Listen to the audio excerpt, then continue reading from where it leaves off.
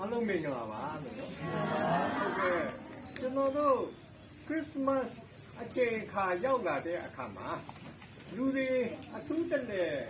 အာယုံဆိုင်ပြီးတော့လုပ်တဲ့အလုပ်တစ်ခုရှိတယ်အဲ့ဒါကတော့ခရစ်စမတ်လက်ဆောင်ပေးတာပဲဗျအဲ့ဒီတော့ကျွန်တော်အနေနဲ့ကခရစ်စမတ်လက်ဆောင်ကိုနော်ကျမ်းစာလေးတစ်ပိုင်းနဲ့ပေးခြင်းတယ်အဲ့ဒါဆက်မြောက်ခမရဝင်စေခန်းကြီးစေခန်းငယ်စံဒီတေဤဖျားသခင်ထာဝရဘုရားပေးသနာတော်မူသောဒီ၌တေဤအသက်တာရှင်မြတ်သောတေဤမိဘကိုယုံကြည်စွာကြည့်တော်ဟုတ်ပြီနော်အသက်ရှည်ဖို့ဆိုတာကလူကကြားမှာဗျနော်နောက်တစ်ခုအသက်ရှည်ဖို့ဆိုတာစားစရာတောက်စရာပြည့်စုံမှနောက်တစ်ခုအသက်ရှည်ဖို့ဆိုတာအားလုံးစိတ်ချမ်းချမ်းသာသာနဲ့ခွာလာရမှအဲ့ဒါမှအသက်ရှည်မယ်အဲ့ဒါကြောင့်ဒီစကားလေးကိုဒါကဖျားပြောတဲ့စကားနော်အဲ့ဒါကိုလက်ဆောင်ပေးတဲ့အခါမှာပို့ပြီးတော့ရှင်းလင်းပြတ်သားစွာနားလည်ရအောင်နည်းနည်းဟောပြပါအဲ့တော့ဒီကျမ်းစာကပြောတယ်လောကမှာအသက်ရှည်ဖို့အမိအဖကိုယုံကြည်စွာပြုလို့ဆိုတော့ကျွန်တော်တို့အမိအဖတွေအများကြီးရှိခဲ့ပါတယ်လူတိုင်းမှာလည်းရှိပါတယ်သို့တော်လည်းတစ်ချက်တည်းနဲ့ပြီးသွားအောင်ကျွန်တော်ဥပမာအနေနဲ့ကကျွန်တော်အမိကျွန်တော်အဖရဲ့စကားကိုပဲပေါ်ပြပါရစေဒီတစ်ချက်ကအဖေကသူကဘာမှသွားလဲဆိုတော့သားရဲ့တဲ့ဘယ်သူမှမယုံတယ်တဲ့ဩဒါတစ်ချက်နော်ဘယ်သူမှမယုံနဲ့ဥပမာပြောရရင်အာကိုကျွန်တော်ချင်းတယ်အခုကျွန်တော်ပိုက်ဆံ30လောက်ချီးထားပါလားဒီဝါပေးရတာဗောနောက်တော့မေးပြပေးနော်အားပေးမှာဗောနည်းနည်းမတမရလေးလုံးမယ်လေးစာရီပြည်မလုံးမနဲ့ကိုရဲ့ကျွန်တော်ခင်နေမလားအေးခင်နေကွာချီးလိုက်တယ်ပြန်မလာတော့ဘူးဒါဥပမာတစ်ခုနော်ဘသူကိုမှမယုံနဲ့တဲ့အဖေပြောတဲ့စကားနောက်တစ်ခုရှိသေးတယ်သူပြောတာကမော်တကားတွေမိရထားတွေတွေ့ခဝေးရှောင်းတဲ့ဆိုင်ကယ်တွေတွေ့ဝေးရှောင်းတဲ့တချို့လူပေါက်လေးတွေကဟဲ့တိုက်ရဲတိုက်ကြည့်ကွာအဲ့လိုမလုပ်နဲ့ကွာမင်းအသားပြော့တယ်သူတို့ကားတို့ဆိုင်ကယ်တို့အသားပန်ကွာအဲ့ဒါကြောင့်ဒါတွေကိုမင်းသွားမရှိနဲ့တဲ့တွေ့နည်းနည်းဝေးရှောင်းအန်ကြီးကျင်းနေတဲ့နောက်သူထပ်ဆင်းပြီးတော့ပြောတယ်မိန်းကလေးတွေမောင်းတဲ့ကားတို့ဆိုင်ကယ်ဆိုပိုးပြီးတော့ဝေးရှောင်းတဲ့အန်ကြီးကျင်းနေတဲ့ဟုတ်ပြီနော်ဒါပဲအဖေပြောတာအဲ့ဒီနှစ်ချက်ပဲနောက်တစ်ခုသွားမယ်အမေကဘာမှမလဲဆိုတော့အမေပြောတာကတစ်ချက်ကသားရည်တဲ့အရက်ခွဲကိုသွားမတို့နဲ့တဲ့ဩဟုတ်ကဲ့အမေအရက်မတော့နဲ့လို့လည်းသူမပြောတော့ပါဘူးခွဲကိုသွားမကင်နဲ့ဟုတ်ပြီနောက်တစ်ခုကအမေပြောတဲ့စကားကတဲ့သားရည်တဲ့ဟိုငှက်ကလေးတွေပါလေးတွေပြည့်တဲ့လေသနာလေးတွေနေအဲ့ဒါဒီသားရည်လေသနာဘယ်သူမှမငားနဲ့တဲ့အခုဟုတ်ပြီနောက်တစ်ခုကသားရည်တဲ့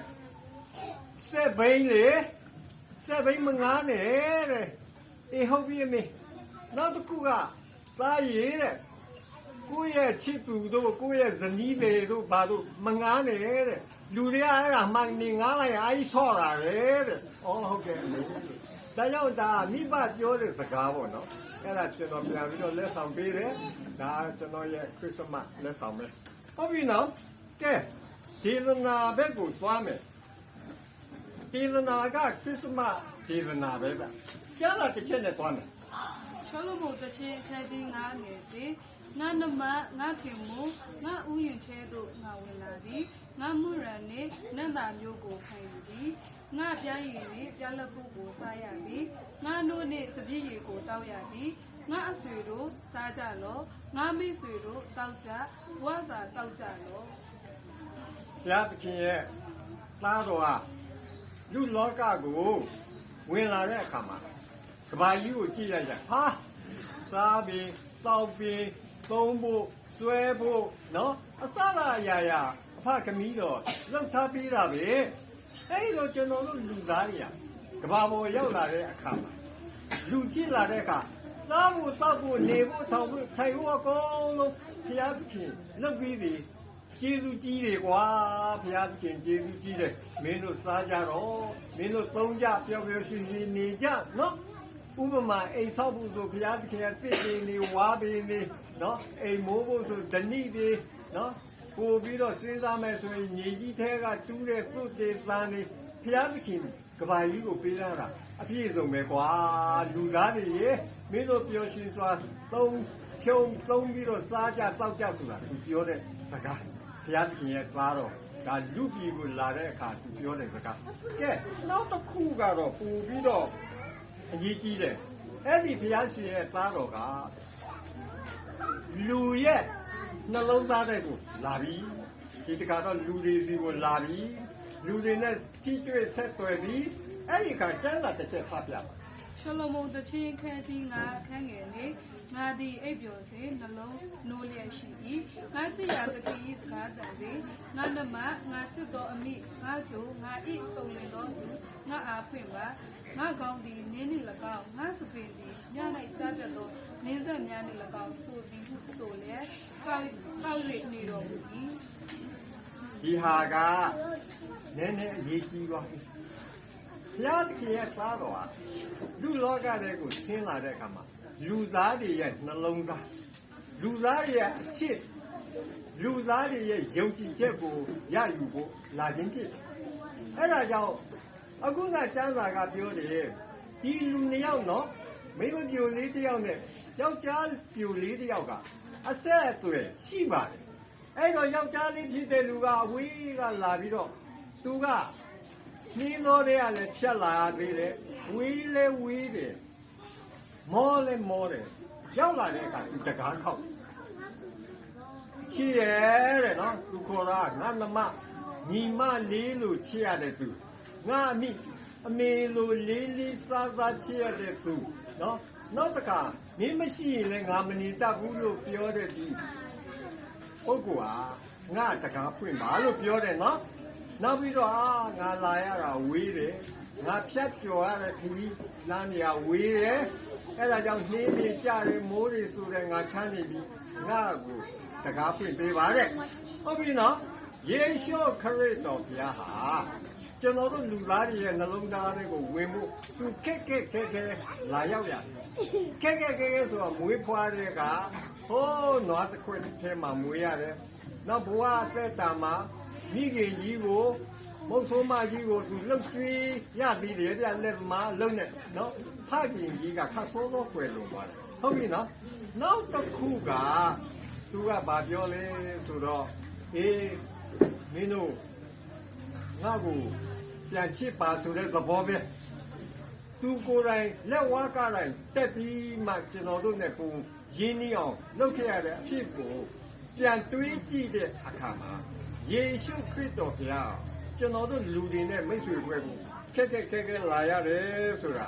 တွေ့ရတယ်အဲ့ဒါကိုဥပမာအနေနဲ့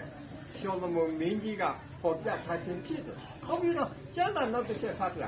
ရှလမုန်တချင်းခန်းကြီးငါငယ်တော့ကျုံမသည်အဝတ်ကိုချုပ်ပါသည်အပဲကြောင့်ဝတ်ပြန်ရမည်သည်ခြေကိုလည်းဆေးပါသည်တပံညစ်အောင်အပဲကြောင့်ပြုရပါမည်သည်အဲ့ဒါကအဲ့ဒီမိမပြူလေးဟာအဲ့ဒီယောက်ျားပြူလေးရဲ့ချစ်သူပဲဗျညကြီးတကောင်ကြီးမှရောက်လာတော့တကားဖွင့်ပေးပါဦးငါချမ်းတယ်လို့ပြောတဲ့အခါမှာယူဒလူမျိုးတွေရဲ့ဓလေ့နော်ယဉ်ကျေးမှုသူတို့ကနေ့ခင်းမှာအဝတ်တစ်မျိုးဝတ်တယ်ညမှာအဝတ်တစ်မျိုးဝတ်တယ်နေ့ခင်းကျတော့တခါလဲသူ့အဝတ်ကမျက်နှာဖုံးတော့ပါလိုက်သေးတယ်အဲ့ဒါတွေကိုအိယာဝင်တဲ့အခါချုပ်ပြီးတော့မှသူတို့ရိုးရိုးအဝတ်နဲ့အိယာဝင်နောက်ပြီးတော့အိမ်ထဲကိုဝင်ပြီးတော့အိယာပေါ်ဝင်မယ်ဆိုခြေတော့ဆေးတယ်အဲ့ဒီတော့ဒီမင်းလေးကပြောတယ်အိုးငါအိတ်ကြီးလဲပြီးပြီးနောက်ပြီးတော့ငါခြေတော့လဲဆေးပြီးငါအိယာပေါ်ရောက်နေပြီငါအနေလားကြနေပြီတခါထပြီးတော့အိမ်ကြီးလဲရမယ်မျက်နှာဖုံးတွေတရမယ်နောက်တခါနေတဲ့ခံစကားပြောရင်လဲငါခြေတော့စီရမယ်ငါမတတ်နိုင်ဘူးတဲ့ကျွန်တော်တို့လူသားတွေကဘုရားသခင်ကို သားတော်ကိုပေါ့နော်ဘုရားသခင်ရဲ့သားတော်ကိုကြမ်းကြမ်းဖန်ဖန်ကျွန်တော်တို့ညင်းပယ်ခဲ့ရတယ်ဗျညင်းပယ်ခဲ့ရတယ်နော်အဲ့ဒါကစင်ချေဆင်လက်ပေးတာနော်စင်ချေဆင်လက်ပေးတာအဲ့ရထဲမှာအခုငါရောက်နေပြီငါမထနိုင်ဘူးဆိုတော့ကျွန်တော်တို့ဘုရားသခင်ကိုအသက်ငယ်တဲ့အခါစင်ချေပေးတာများတယ်ဘုရားသခင်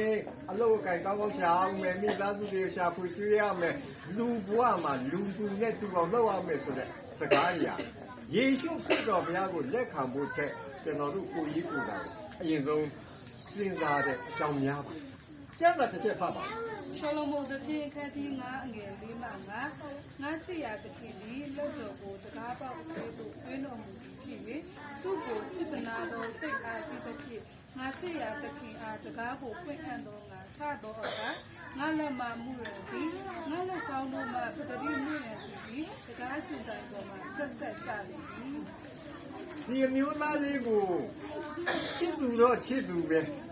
သူ့ကိုလက်ခံဖို့ဆိုတာကမစင်စားတော့လေသူကနေပြီးတော့တကားဖွင့်ပေးပါချစ်ရဲ့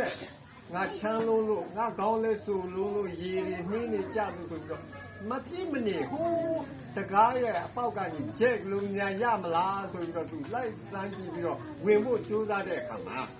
မင်းကလေးဖြစ်တဲ့ဒီအမျိုးသမီးကသနာစရာကောင်းလိုက်တာနော်ဒီယောက်ျားလေးကငါ့ကိုချစ်လွန်းလို့နော်ငါသူ့တကားဖွင့်ပေးအောင်မယ်ဆိုတာစဉ်းစားပါတယ်ဒါကကျွန်တော်တို့အသက်အရွယ်ရလာတဲ့အခါငယ်တုန်းကတော့ဘုရားသခင်ကိုမချစ်ပါဘူးကြီးလာလဲတိတ်မချစ်ပါဘူးပူလာတဲ့အခါကျတော့ဘုရားသခင်ကငါ့ပေါ်မှာအမြဲတမ်းကောင်းတယ်ငါရဲ့အလုပ်ကိုင်ငါရဲ့မိသားစုငါရဲ့ဘဝအသက်တာငါရဲ့ခန္ဓာကိုယ်စားရည်တော်အကုန်လုံးအလုပ်ကိုင်အားလုံးကိုသူကူညီတယ်လေသူ့ကိုလည်းတကားဖွင့်ပေးဦးမယ်ငါနှလုံးသားထဲမှာသူ့ကိုလက်ခံမယ်ဆိုတော့ကျွန်တော်တို့အရွယ်ရလာတဲ့စဉ်းစားတတ်ကြတယ်ဟုတ်ပြီနော်ကဲကျမ်းစာနောက်တစ်ချက် ရှောလမုန်တခြင်းခန်းကြီး9ခန်းငယ်6ငါချစ်ရာသခင်အားငါဖွင့်ပြီးရှိတော့ငါချစ်ရာသခင်သည်ထွက်သွားနေပြီစကားတန်တော်ကိုစိတ်စိတ်နားထောင်တဲ့တဖြစ်ကိုငါရှာတော်လည်းမတွေ့ခေါ်တော်လည်းထူတော်မမူ အဲ့ဒါကဒီလိုဗျဘုရားသခင်ကိုလက်ခံမယ်လို့စဉ်းစားလာတဲ့အခါမှာအဲ့ဒီမိန်းကလေးကလည်းသူရှိတဲ့သူ့ရဲ့ချစ်သူကိုလေချမ်းနေပြီဆာနေပြီမောနေပြီတကားဖွင့်ပေးဖို့မယ်ဆိုပြီးတော့ဖွင့်လိုက်တဲ့အခါ